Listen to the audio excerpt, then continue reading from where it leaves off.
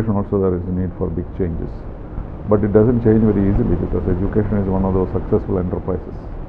And making changes there, innovation is not easy because it affects a large number of people, it costs money, it has a mindset, all this. So the impact is not as much as it should be, but I'm sure it will come.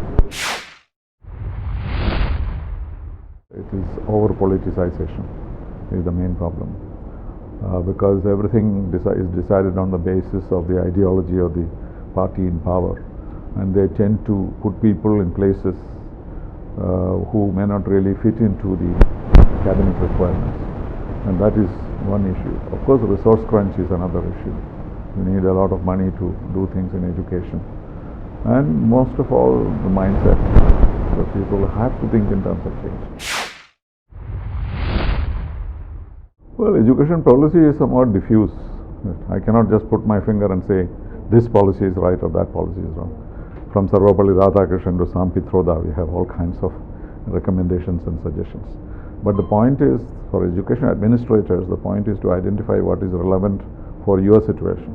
I work in a small state of Kerala for the last 4 years, trying to reform education. And all these recommendations are very, very helpful. But there are certain things that you can do and certain things which you cannot do. And you may think that Kerala education is somewhat backward, but in terms of teaching, etc., we are very, very much ahead of the country. But in terms of using technology, in terms of adjusting ourselves to the new world, I think we are a little bit slow. And that is what we are trying to do at this moment to give it a momentum.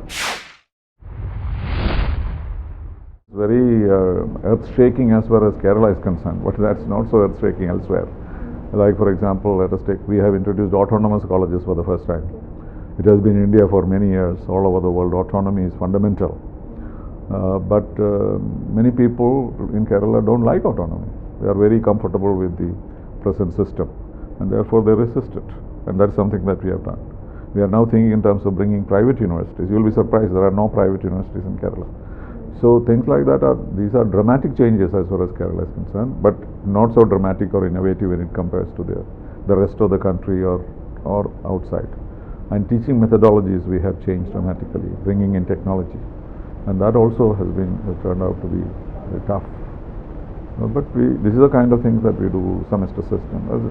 We need a total overall change, what I call higher education 2.0, because people are talking about 3.0 abroad. So we are still thinking of 2.0 because we need a new system. Now there are any number of universities and colleges and so on. No child or no young adult is deprived of education because there is no institution. So that we have completely, in fact, our gross enrollment rate is better than the rest of the country, maybe excluding Delhi. So that way we have done very well. We have also done equity.